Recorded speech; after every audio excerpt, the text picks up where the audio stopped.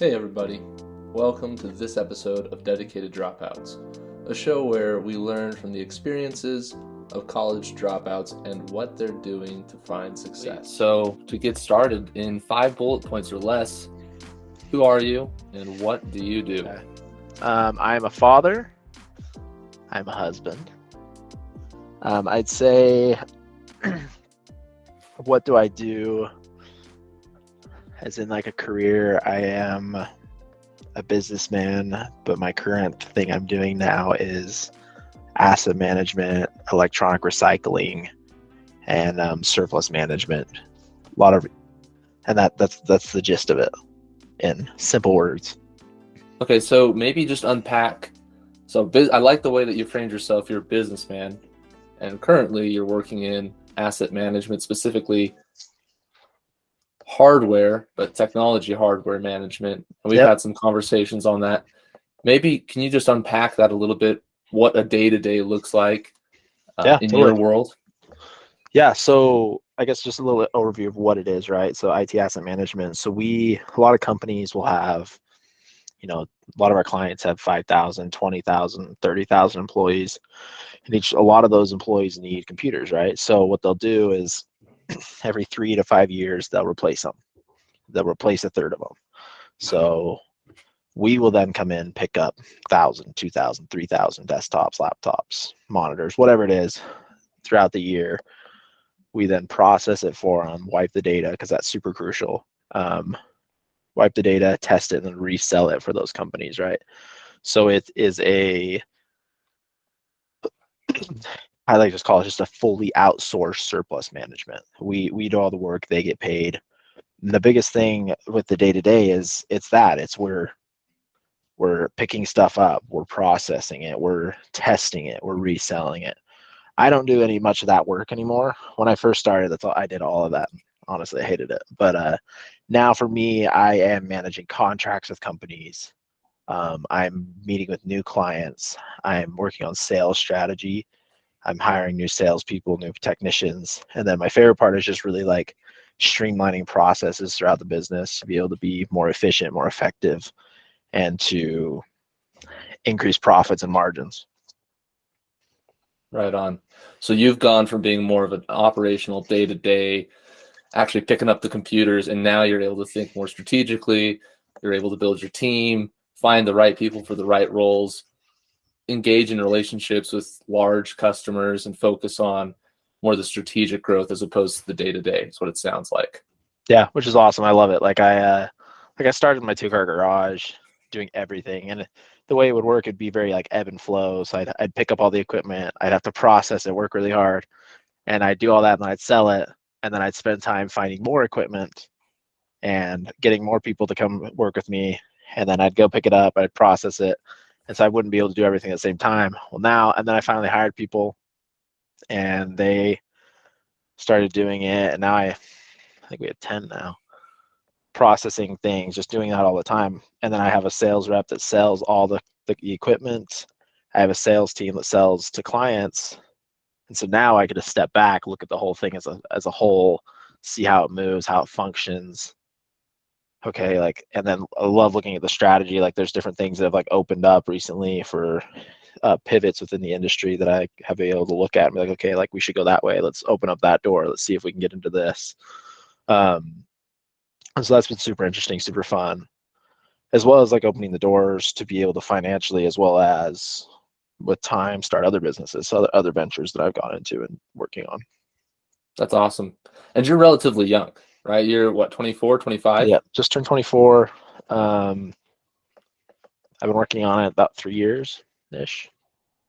That's awesome, man. So let's talk about maybe how you had the idea. I think that goes really well into the next question of how you went from being a college dropout Yeah. to now a CEO of your own company, thinking strategically, not just working for a wage, but building a company and actually working on an organization that provides the livelihood for other people even, right? So Yeah.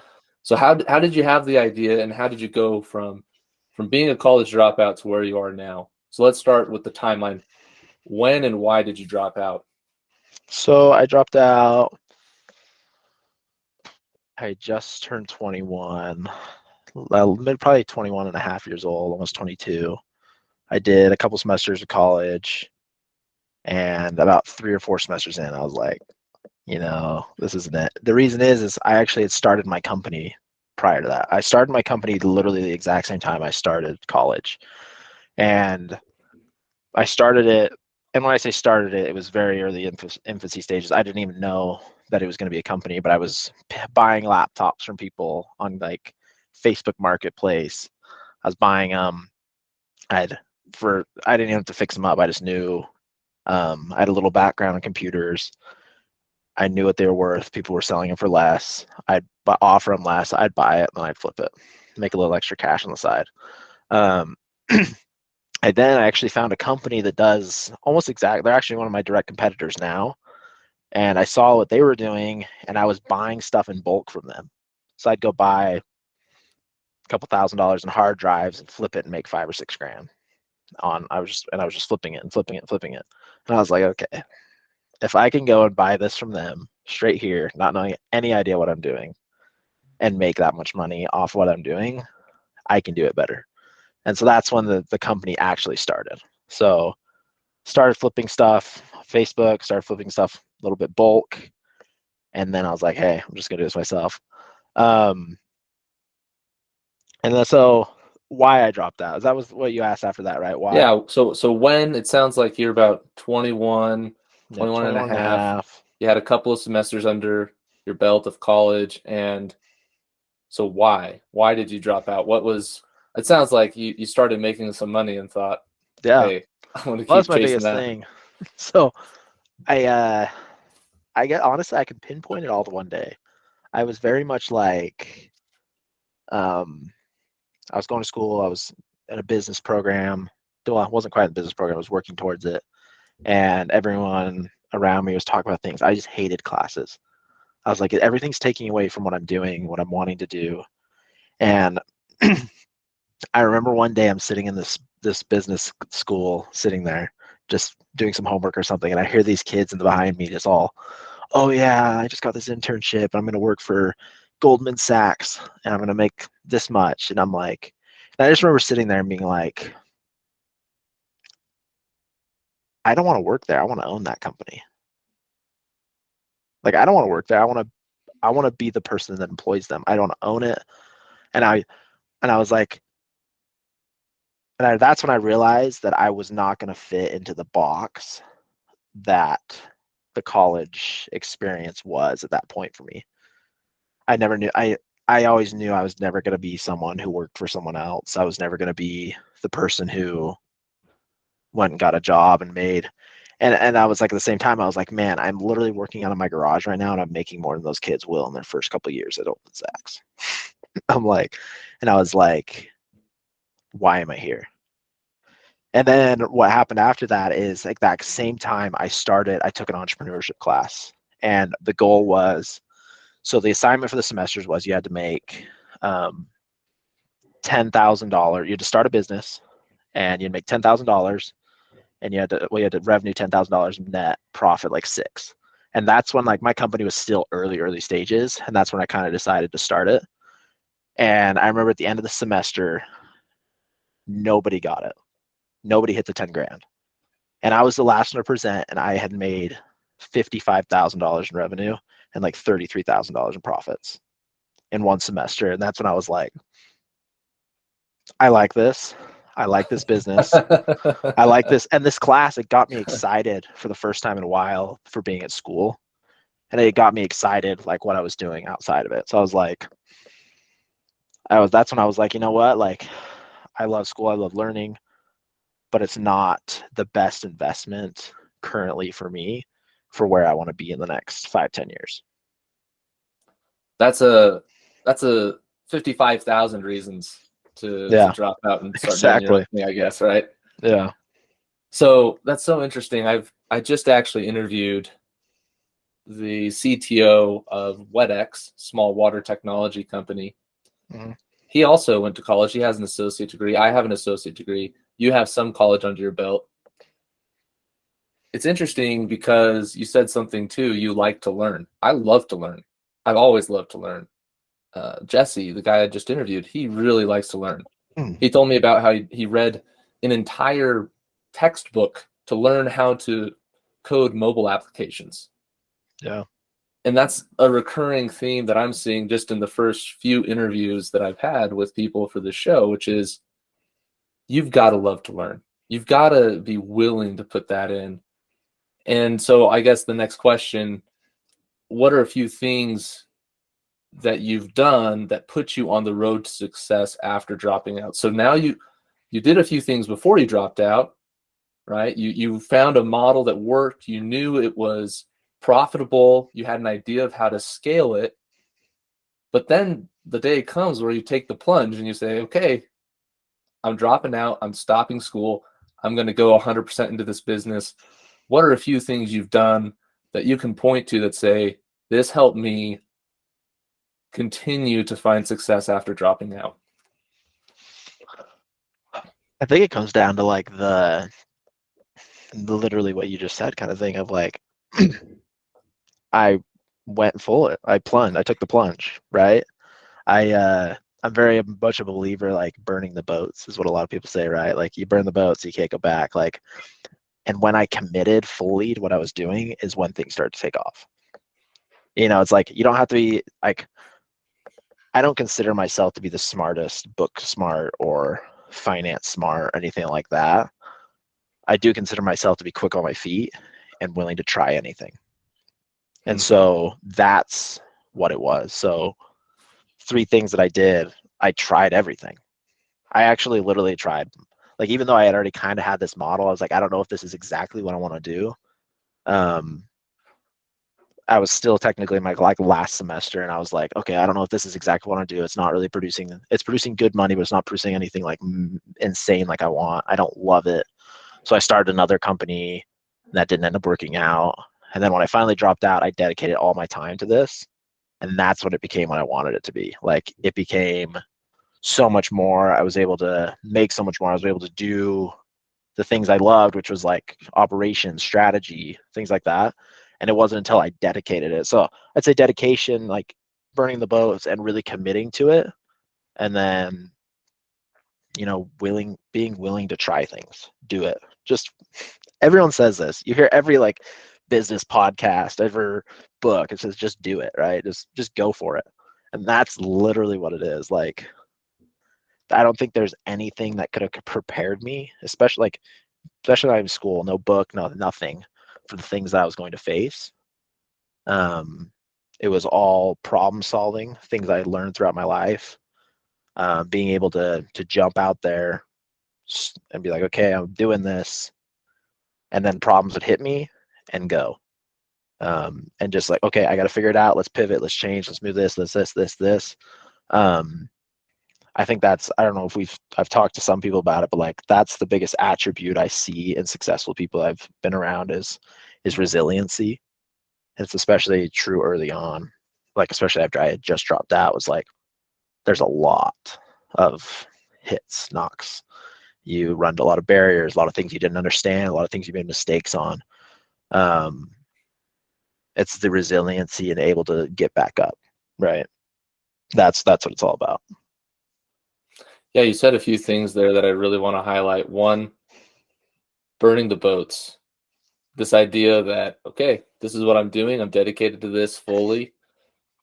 I think there's something mental about that. There's something, your mindset shifts, but because you're so committed, you really have the only one option forward. At the same time, though, that decision opens new opportunities. And so you have to be open-minded to those opportunities. I think that's something too, is you have to be willing to try, like you're saying, you have to be willing to try and fail. Just because, like you said, you started another business, that one failed, but you tried it. And so just by trying it, you went down this road and you ran into a brick wall. It was a too big of a brick wall to hurdle, so you went back down this other road and you followed success, right? So I think there's a lot of really good lessons learned there.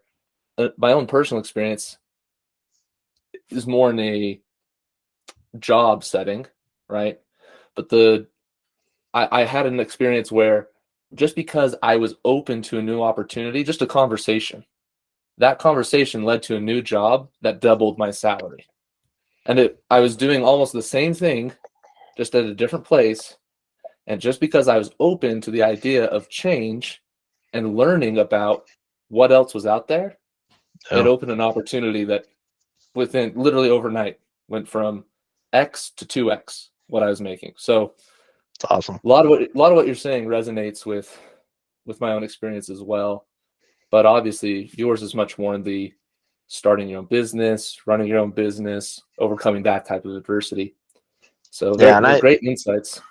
I'm very much of like whatever like someone is destined to do, it doesn't have to be. We live in a society where everyone's like, okay, oh, you have to start a business, or you have to do this, or you have to do this. But it's like if someone finds fulfillment and success in their own lives doing whatever they're doing, more power to them. I love that, right? Whether that be, and that's why I'm like, I'm okay with so many people who want to go to college and do it. And I'm also okay with people who want to drop out, who want to go and pave their own way, whether that be in business or learning or creating value in another way.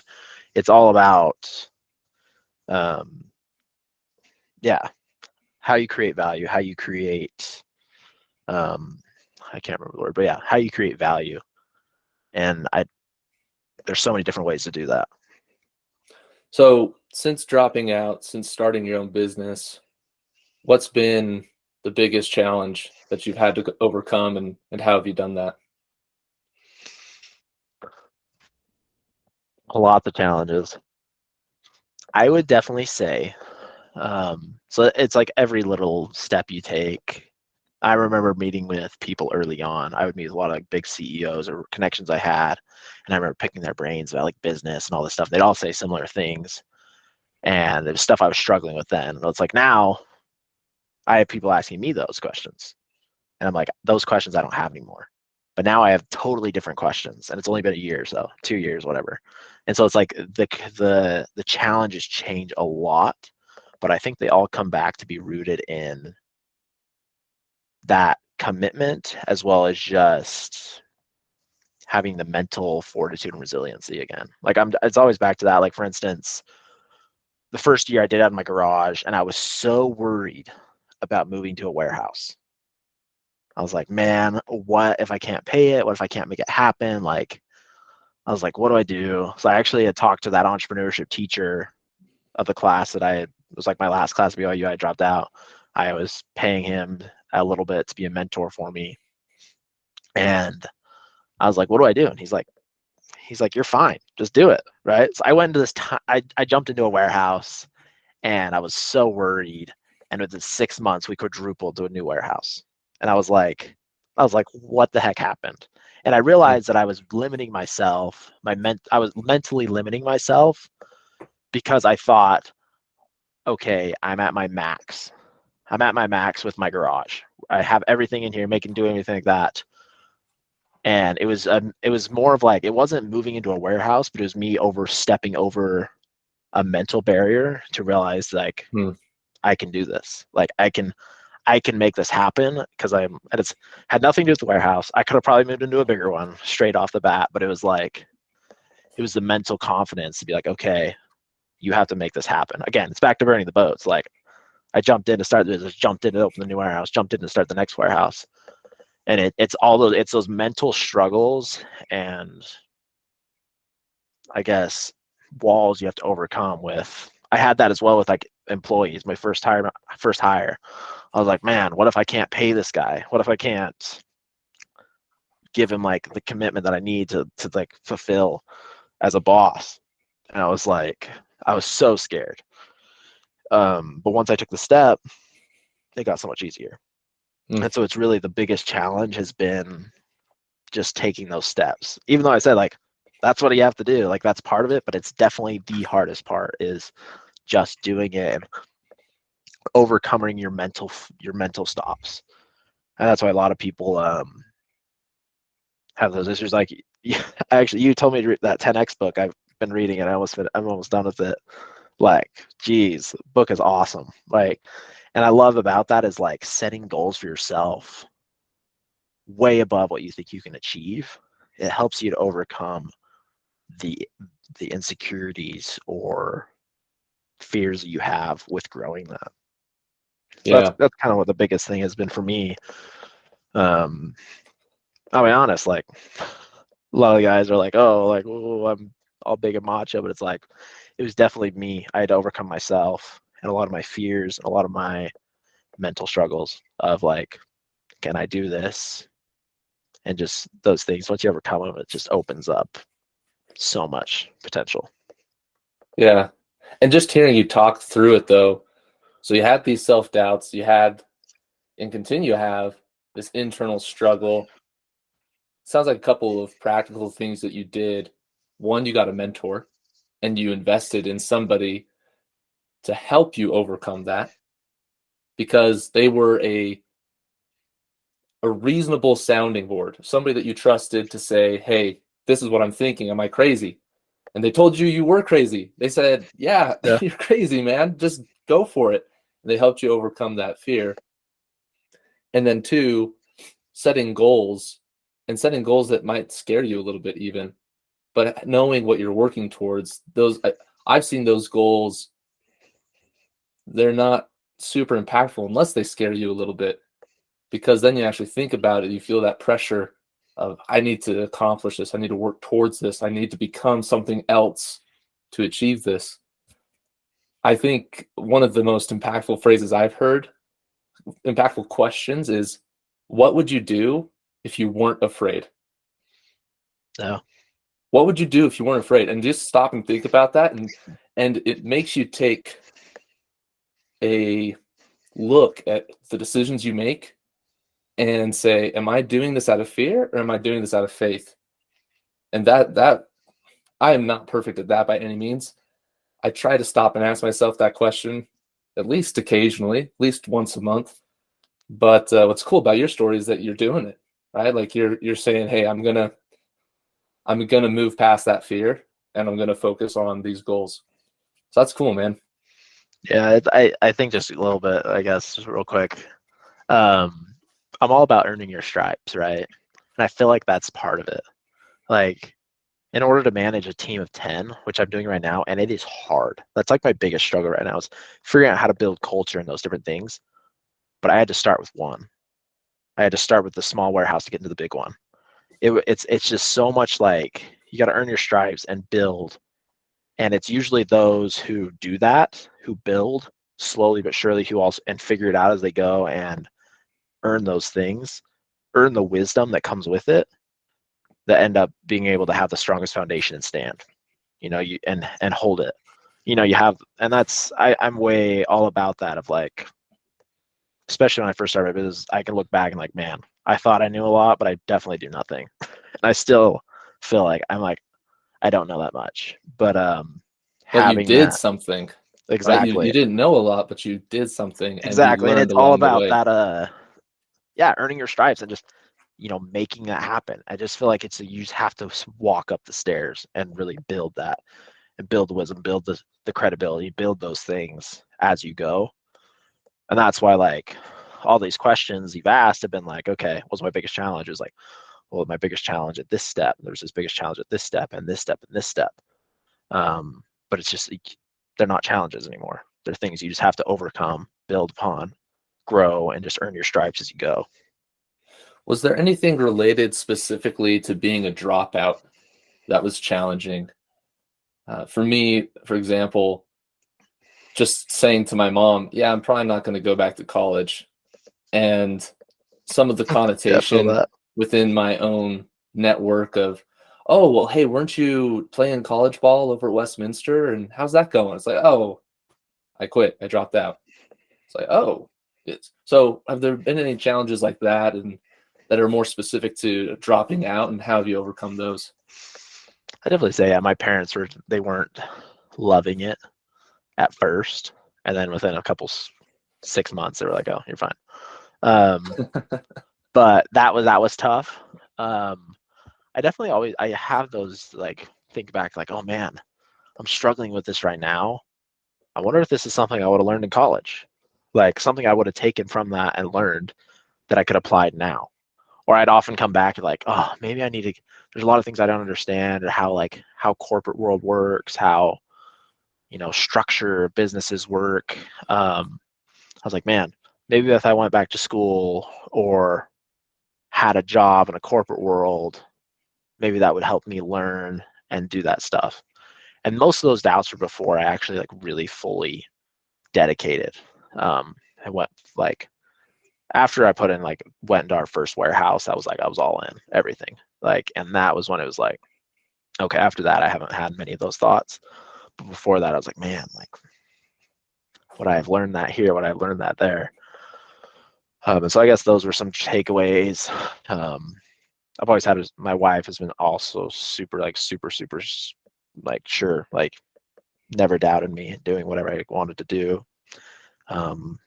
So that's been super helpful, super beneficial for me to have that support, especially when I'm like, man, maybe this wasn't the right decision, but I feel more confident in it nowadays. Yeah, it sounds like to me your experience is the antidote to worry is work, Yeah, right? As soon as you decided, hey, I'm not going back to college, or more importantly, you didn't focus on not going back to college. You just focused on the problem at hand and how you could solve that without college. yeah, I think you make a good point, though. There are plenty of lessons that are taught in college, and this podcast, this show, isn't meant to say nobody should go to college. It's not meant to say that you couldn't have gone to college and done great in something else. But it's to show people who choose not to go to college what a path forward looks like. mm-hmm. And not just a path forward flipping burgers, but a path forward of owning your own business, of being a CTO, of you fill in the blank. I got a lot of people I want to interview and hear a lot of stories. So yeah. I think about this a lot, and I've kind of come to the conclusion of this. And this is kind of my most important lesson I've learned from dropping out is there's more than one way to build credibility. I mean, the reason we go to college, right? A lot of people is to get that certificate. A company sees it and sees, oh, they're credible. They can work hard. They're smart. They can get through school. They did it. It builds credibility, right? But there's so many more ways, especially nowadays. Like, sure, 20, 30 years ago, that was like one of the easiest, simplest route to build credibility. But now there's so many different ways. Like, for instance, starting your own business. Like, you see these guys and women who dropped out of college who are giving lectures at Harvard Business School. And it's like, okay, they obviously built credibility in some other way, and that was through starting a business. Or you see people who built credibility through working a job and killing it. I have a buddy of mine who didn't go to college at all, and he is running like a whole entire branch of a company of a couple hundred employees. And he's like, what is he, the chief strategy officer now? And it's like, he built credibility through another job and just through his work ethic and just showing who he was.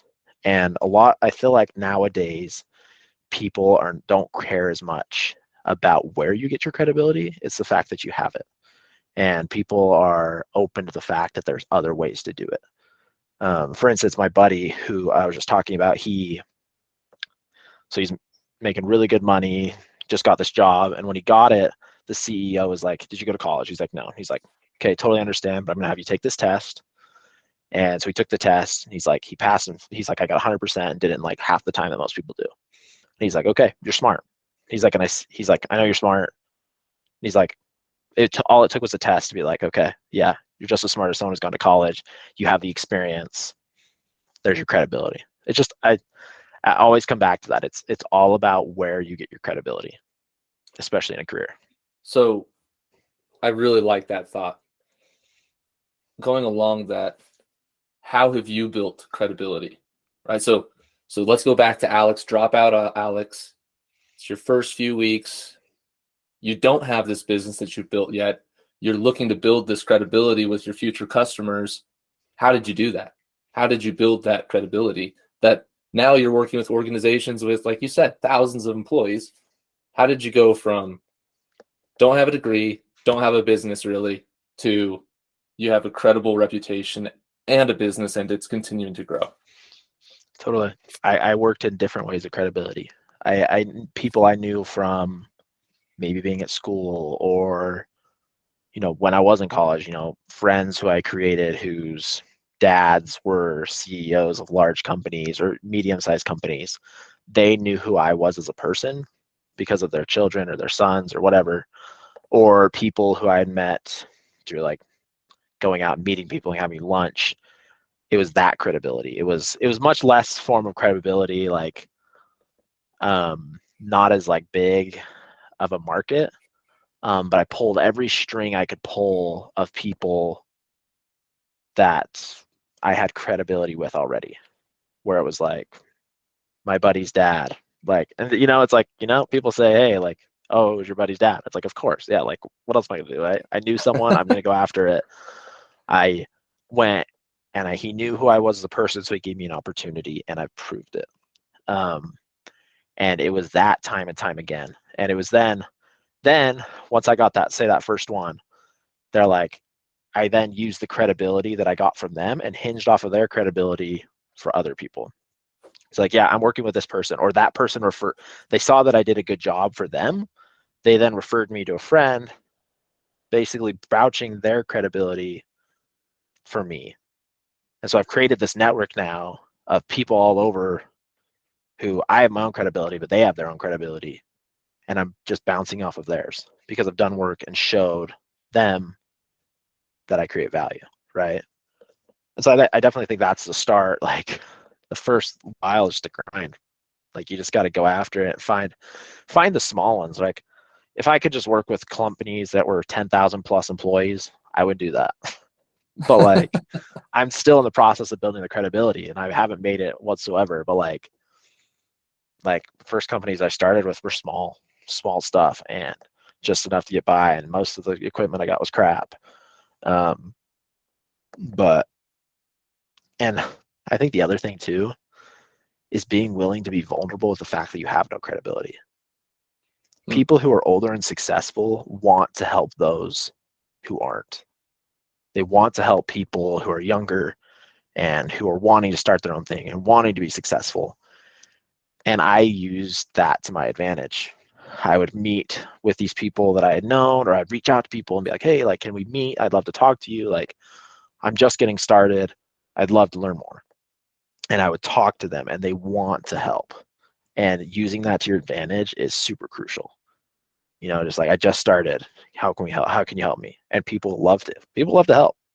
And so it's like using that to your advantage helps build that credibility as well. I think that's really interesting. This idea that you sought people that were successful in their advice and you were humble enough to take it and they were generous enough to give it. I think one of the reasons they're successful is because they want to help people. And that translates into success in a capitalist society. Mm-hmm. In order to be successful, you have to provide some service or good that other people find value in. You have to help them, in essence. And then they vote for you with their dollars. They say, yep, that was helpful.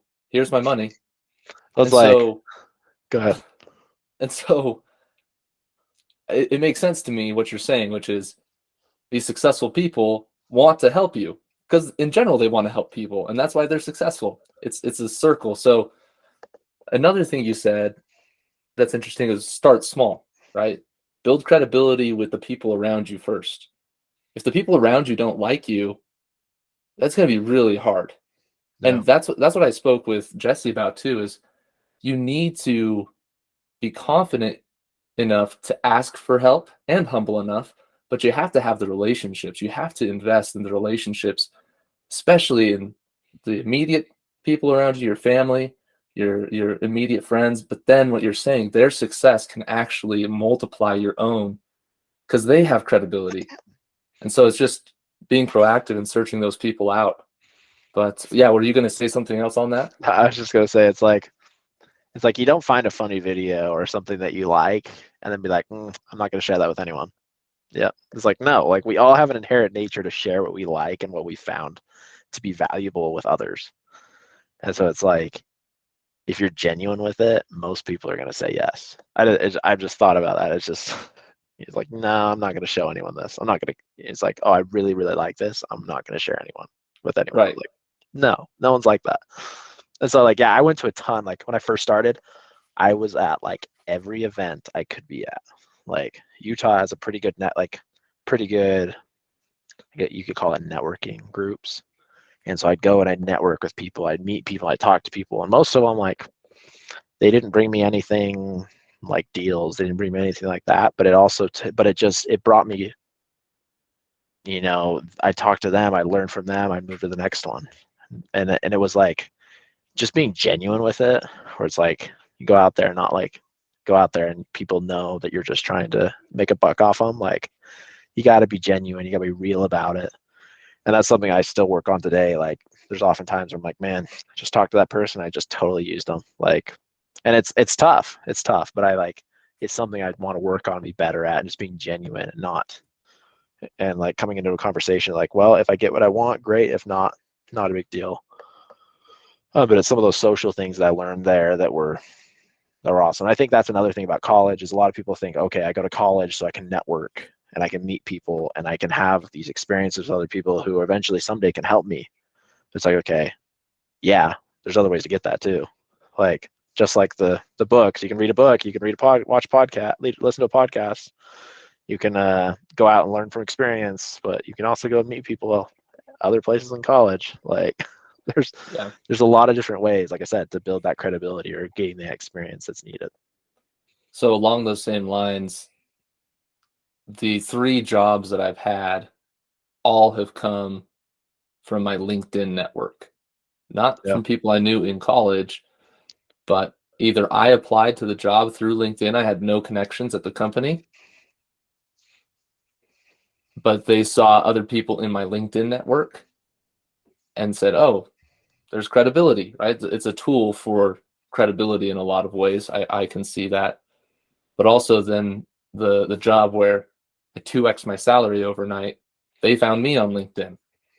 So there's this amazing network that you can create virtually that translates to the real world without ever going to college. Yeah. I think that is an advantage of college, though, is some of those relationships that you build. Like I went and played basketball. My teammates and we built very strong relationships, much stronger than you could build on LinkedIn, probably. Yeah. But there's still other ways to do that. There's still other resources to build personal relationships and networks. So that leads me to a question. What's a tool that you depend on, and how do you use that?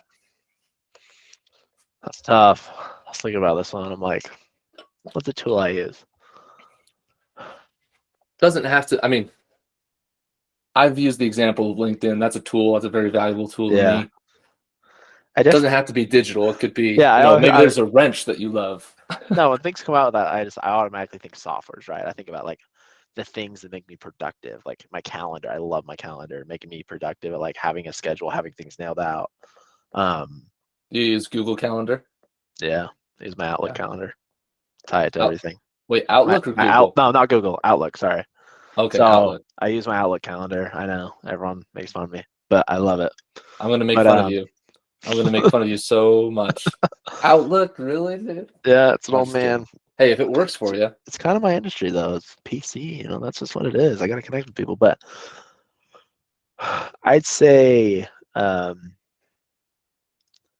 my biggest tool is honestly my network, the people I know. That's probably been my biggest tool. And I don't talk about them as being a tool, but like, or as like something I can use. Like I was saying, like, gotta be genuine about it. But like the people I've surrounded myself with who are successful, who want to be successful, who want me to be successful, that has been the greatest, I would say, asset. Tool, asset, kind of same thing. That's probably been the greatest thing for me. And I depend on that. And I depend on it more than just like, it's not even just like oh, help me grow my business. It's like I can call my buddy up when I'm struggling with something, trying to figure it out, like how do I figure this out? And he walks me through it. Or just like, hey, I had a win. I want to share it with someone. I share it with my wife or my buddy or maybe my father-in-law. Like I'll call him and I have other people who can then even if it's a small win, congratulate me and help me to and lift me up so I can then move to the next one and have the courage to go to the next one. But it's nice to have people like to have that like-mindedness for growth mind to be like, okay, I didn't think of that. I didn't think of this. So that's been super crucial. Like, sure, they bring me referrals, like, but that's not what I value out of all of it. Like, I value the fact that I could literally take any of the principles that I've learned from them, and I can put into any business I want, anything I want, any facet of life, and it helps me as well as just being mentally stable because it's difficult sometimes to be like, just like that resiliency. But when you're surrounded by resilient people, there's nothing else. Like you just are. So I'd say that's the biggest tool or asset I have. I like that word asset because it's more than just a tool. And when you're dealing with people as that asset, they're like you're saying, hey, it's great that they bring you referrals and they want your success, but the relationship is much more important, and the principles that they teach you are key. And so that's a great insights. I really like the way that you say that. It's an asset. Your network is an asset that you should use. Yeah. So along the lines earlier, you mentioned the 10X book by Grant Cardone. Sounds like you've been reading that. Legendary. It's great. It's great. Yeah. It's got a lot of really good tidbits in there. Some things I disagree with. Yeah, but, definitely. And I think it's important to be critical when you read a book 100%. by anybody. But there's a lot of really good nuggets in there. I recommend it to people, again, to read it with a critical eye. But what's been the most impactful book or podcast or influencer in your professional life, and why? So there is one for each phase. Like again, like I think of like my business, my life, my career is in compartments of like different phases. And I'd say early on, probably the most influential book when I was like trying to figure out, okay, how do I run a company? How do I be successful? How do I do this? Because I didn't want to be just another small business owner I worked for myself. Like I wanted to own a business. And so the E-Myth, have you read that one? I have not read that one. The So E-Myth? the Like E-Myth. So it's the okay. entrepreneur myth. I think that's what it stands for. It's like Michael Gerber. And that book talks about it. I think the motto of it is like why most small businesses fail and how not to, basically. But it basically talks about like, okay, this is the structure. This is how you set up the structure. This is how you set up your processes. And my biggest thing is like, how do I stop being a technician where I'm working on computers all day to becoming the CEO or the strategist, right? And it talks about it first off talks about like the dilemma, the mental dilemma, whatever. But like later on in the book talks about how to do that of like you're a technician, write everything down, processes, like document it, figure out the process, and then take a step back, hire someone, place them in that position. You're then their manager. And then they use the processes that you created there. And then when you're the manager, you write down everything about managing this person, managing this technician, and you write everything down about it. Once you have it figured out, you then take a step back, and then you become, let's say, the CTO or say CLO, right? Operations. So now you're the operations officer over the manager. You can hire another manager using that same playbook, and you can hire another technician, and you tweak these processes all along, but they're processes that you built when you were in that position. And so I did that early on. And like I was like, okay, I'm a technician. I learned everything. I taught someone how to do it, moved up. Taught someone how to do it, moved up. Now it's, some of the positions that I'm starting, I never actually did. You just see a need. But I see a need and I understand them enough now. And then I have people within the company who have done that position help me to develop it. And that's why I'm very much like R&D any like new process we put in, because like I test it first. I'm very strategic about testing it, running it through different things, because no matter what, you're always going to run into crap. So the E-Myth, that was probably my biggest one early on and helping me get that. And I've gone back to that actually a couple times to learn about structure and to learn about myself. Like he talks about like there's an entrepreneur, there's the technician, and there's the manager. I think is what it was. It's been a while, but and it's like he's like a lot of times you see technicians, they see that there's someone running the company. They're like an electrician. They see that their company's they're run by someone. He's like, I could do that. Like I could do this better. They go off and start their own electrical companies. Just because you know the skill does not mean you know the how to run the business. And so separating that out was super big for me. Like, okay, I know a little bit about, okay, I didn't know that much about computers, but like, I know it. I've learned a lot though. And I'm like, okay, stepping back, like it's very different to run the company versus actually doing the work. And that's helped me actually to like understand when employees have issues or things with how things are going. I'm like, man, if you just understood, like, but so that book was really crucial. Then motivational podcast. I love the How I Built This podcast. Yeah, that's I a think you great and I one. had talked about that one. I love that one, especially early on. That was really big for me, motivation wise, to learn what successful people had in common to take their businesses to the next level. Like the one I love is Michael Dell. You know, Yeah, that one is obviously with the wild. computer hardware and Yeah, that one is wild, and it yeah, just blew my mind, and that helped me to move to the next level. And I was like, what other ones? So those are like the first couple phases. I think like my most recent phase, they're not even an influencer, but it's a buddy of mine that I hired who's a sales consultant who helped me build out my whole sales plan. And he was probably the most impactful influencer in my life at that point. Um, and then right now it's like I'm reading a book called Good to Great and the 10X book. And both of those have been really impactful. Whether that, and you know, I wouldn't say they're most impactful for this like compartment of the business or my life, but I'd say like this week and this month, they're definitely impactful, and they're definitely something that's like super influential to me. Um, so that's kind of my thought. Sorry, that's a roundabout way to answer a question, but there's no, definitely more than one thing that has been impactful and has been the most impactful because it's just different phases. right. Well, and it sounds like what's been really cool about you dropping out and running your own business is you've been able to take what you learn in these books and apply it into a real life scenario, which I think is sometimes the disconnect in college.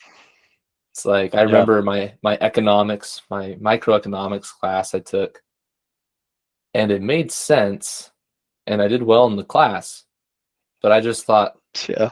so how can I apply this in real life? Like let's do that. Let's do something with this. And so many times you have to wait years or months at the very least to try to do something that you learn in college. And my experience is the sooner you start doing something based on what you're learning, the quicker you pick it up and the faster you learn because you're bound to make mistakes. College Yeah. incentivizes you not to make mistakes. Real life, you don't Yeah. That's want to make facts. mistakes. You want to minimize your mistakes. But at the same time, those mistakes you just learn from and you can actually roll those mistakes into success. So No, I I agree. I appreciate you sharing those books and the podcast. I love how I built this as well. I hope someday this show, this podcast can make it big like that. Someday But they'll be there. but appreciate your time, man. It's been a really good conversation, some good insights, and Totally. yeah, thank you. Thank you for taking the time. Of course. Well, that's it for this episode of Dedicated Dropouts. I hope you enjoyed the show. Please be sure to like this video and subscribe to our channel for more insights in the future. Thanks so much for listening, and until next time, stay dedicated.